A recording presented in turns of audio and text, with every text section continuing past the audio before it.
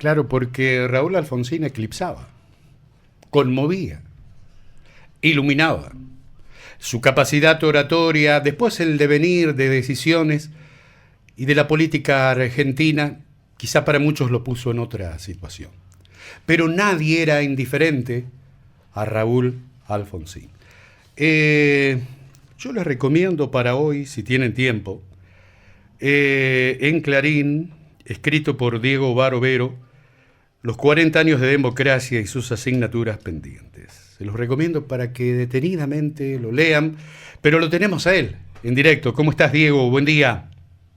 Buen día, Pablo, ¿qué tal? ¿Cómo estás? Bien, repasando la información, lo que se decía, un poco más de lo mismo, apareció tu columna con algo de lo que seguramente en la intimidad todos nos preguntamos, ¿no? Y no para caer en el gobierno que se va, ni sembrar de sospechas al que viene o de esperanzas, sino para celebrar la democracia. 40 años.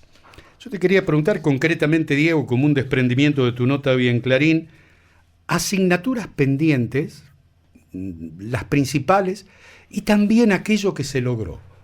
Aquello que vino inalterable desde que asumió Alfonsín hasta aquí, ¿qué elegirías, qué dirías?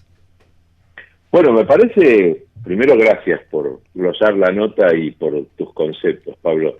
Me parece que lo fundamental es que la Argentina, sin lugar a dudas, en eso fue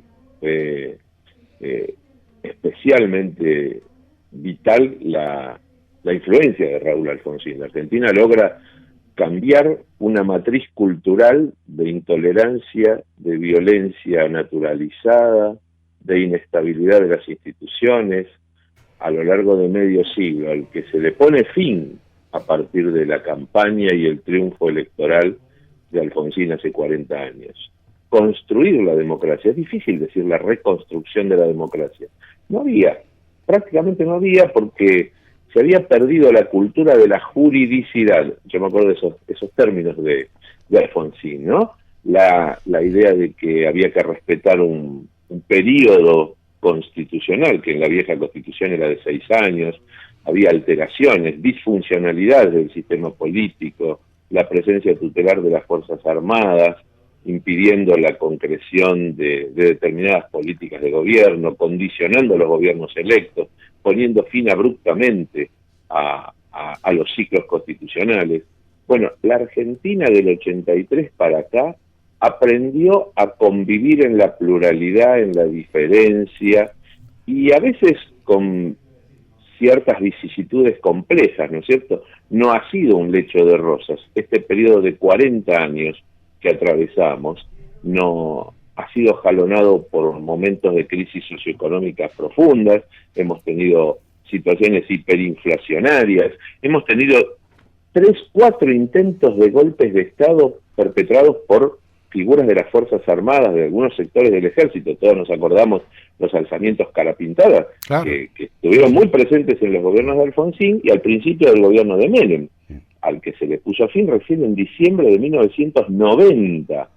El intento alocado de alteración del orden a partir de una acción guerrillera de una organización armada de ultraizquierda que terminó en una masacre, pero que fue una locura el copamiento del regimiento de infantería de la Tablada, 2 atentados terroristas internacionales que cobraron vidas argentinas, pero enfocados hacia 2 instituciones, uno la Embajada de Israel y el otro la Mutual Israelí, y sin embargo la Argentina supo atravesar esas situaciones asentada en los principios del régimen constitucional y democrático, sin poner en riesgo la continuidad institucional, sin cuestionar la autoridad legítima y legal del presidente y de su ministerio, con un régimen además interesante esta situación, Pablo.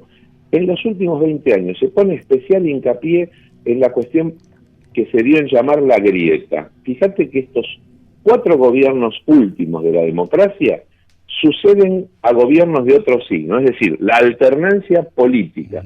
Ya no creo que sea pendularidad, me parece que lo que hay es una cultura de la alternancia. Exacto. El final del gobierno de Cristina Fernández de Kirchner es con el triunfo de la coalición opositora que lleva al gobierno Mauricio Macri, que tiene su periodo completo de gobierno y que, siendo candidato a la reelección, pierde las elecciones y triunfa la coalición opositora con Alberto Fernández y Cristina Fernández, que ejercen el mandato de estos últimos 4 años y que terminan perdiendo la última elección. Si bien no buscan la reelección ni Fernández ni Cristina Fernández, pierden con Javier Milei, que es un exponente de otra época. Es disruptiva su aparición en el escenario político argentino, producto, podríamos decir, de las corrientes que en el mundo se han naturalizado, ¿no?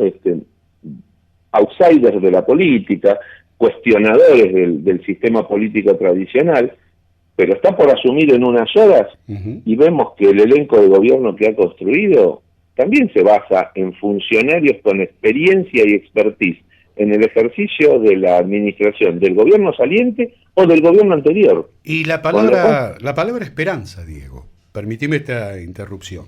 Yo no he escuchado, o habrá sido de la gente que me rodeo, que alguno tenga esa vendetta al partido político que llega y no va a andar y no va a funcionar. Puede haber resquemor, algún miedo por la experiencia de Milei, pero todo el mundo quiere que la cosa salga bien. Cuando digo todo el mundo, caigo en una generalidad, obviamente, ¿no? Pero hay deseos de que salgamos adelante. Ese es el color común de este domingo en la sociedad. No sé si vos coincidís conmigo.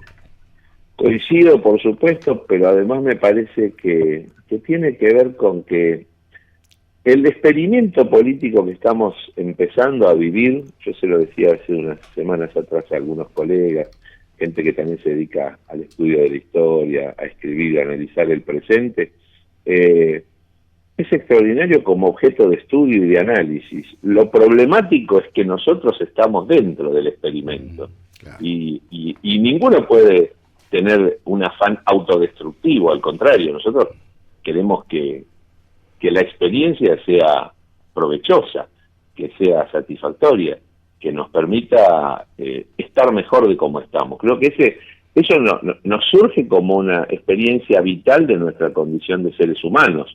Aunque tengamos nuestras ideologías o nuestra concepción del mundo y podamos coincidir o no con quienes circunstancialmente están llamados a cumplir funciones de responsabilidades institucionales, todos queremos que esto sea para mejor. Claro. No por uno mismo, también por uno mismo, pero por el conjunto. Exacto. Porque no se puede ser feliz rodeado de infelicidad, es muy difícil. Sí.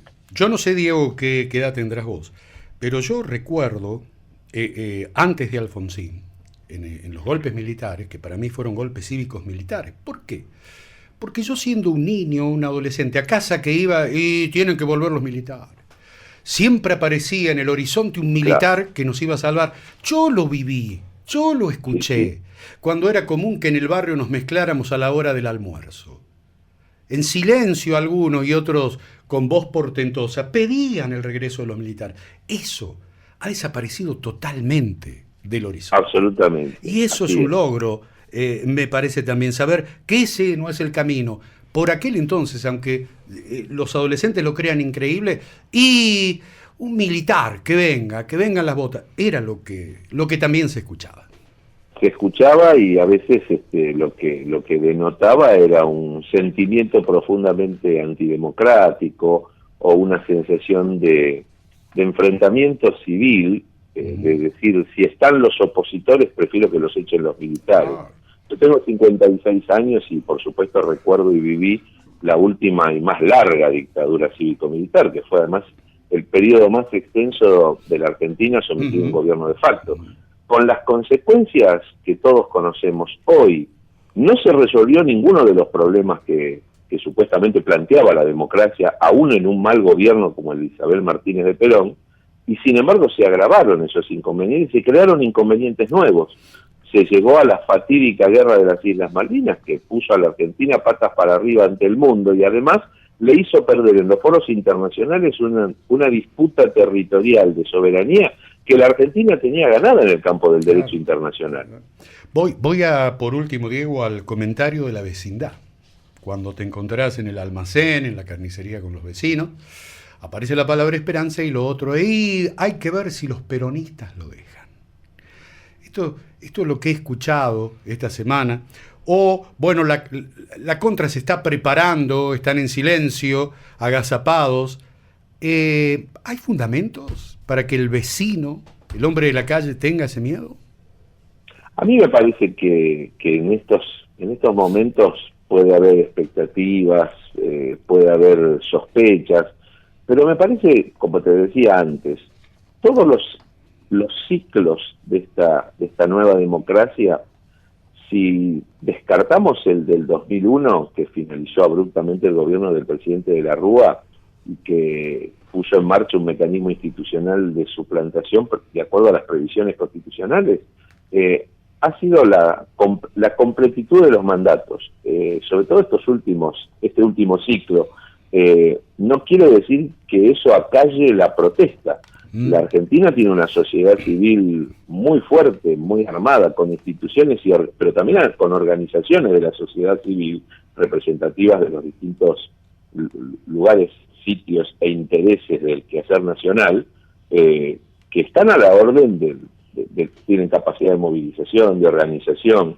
Eso también es una fortaleza del sistema democrático, que concentra también la posibilidad de dar respuesta y canalizar la protesta social de una manera ordenada, civilizada, por momentos obviamente con mayor estruendo, con mayor capacidad de estruendo, pero yo creo que ningún gobierno constitucional desde 1983 para acá, haciendo a la excepción de lo que pasó, que fue una implosión del sistema institucional, político, económico y social, lo que pasó en el 2001-2002, han sido transiciones ordenadas, pacíficas, y que permitieron el relevo de un elenco gubernamental a otro en el marco de lo que estamos viviendo precisamente hoy.